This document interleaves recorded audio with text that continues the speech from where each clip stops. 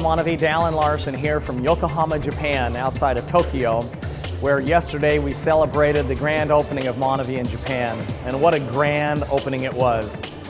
Over 5,000 people packed into the convention center here in Yokohama. It was the largest Manavi event yet in our company's history. So congratulations to Shimizu-san, our manager, country manager for Japan. I'm so pleased with him, so pleased with the staff that he's assembled. They have servants' hearts. They've been looking forward to this day, as have I, and as have the entire Manavi family for the last 2 years. You know, the two largest markets in the world are the United States and Japan. And I'm telling you that if yesterday was any indication of the success in the future for Manavi Japan, buckle your seatbelt and help become a part of what happened. If you don't know someone in Japan, then I'm confident that someone in your group knows someone in Japan. So the word of Manavi is going to be spreading like wildfire throughout Japan. You know, when I flew in here from Australia, one of the first things we did on Friday is we had the ribbon cutting at the beautiful office in Tokyo. Joining me on this trip for the ribbon cutting were co-founders Randy Larson and Henry Marsh. We had Varlin Law, our Vice President of International Sales. We had Doug Allen, Vice President of International Operations, Jeff Graham, our Vice President of Product Development, and many other members of the Manavi staff who came over from Utah. So we cut the ribbon on the office. We had a celebration there with hors d'oeuvres. So many of the Japan leaders were there, and I think that they were in awe at how beautiful this facility is. So the office is spectacular. The staff is so professional. So that was the ribbon cutting. Now later that night we had a special dinner for all golds and above in Japan. Those people who have been the pioneers over the last year or so building up to the grand opening. And we had a lion dance, we had dinner, we were entertained by a band, and mainly we just were able to unite one with another and shake hands.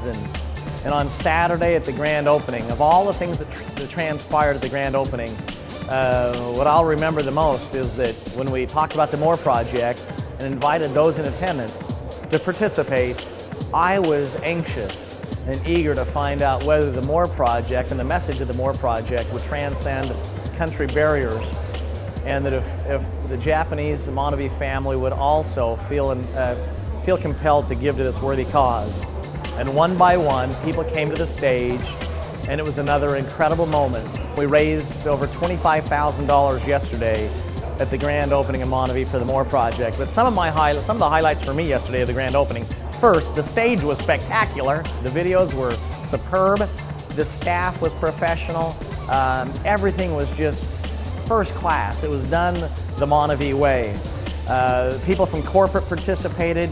But I've got to tell you, the star of the show yesterday was my brother Randy, co-founder of Manavi. He was here in Japan 30 years ago as a 19-year-old, living here for a couple of years. So it had been 30 years since he'd returned to Japan, the country that he grew to love as a teenager. We recognized on the stage all the golds and the rubies, the emeralds, the diamonds, the blue diamonds, the Hawaiian blue diamonds, and our first black diamonds in Japan, Toyama-san and Akiyama-san.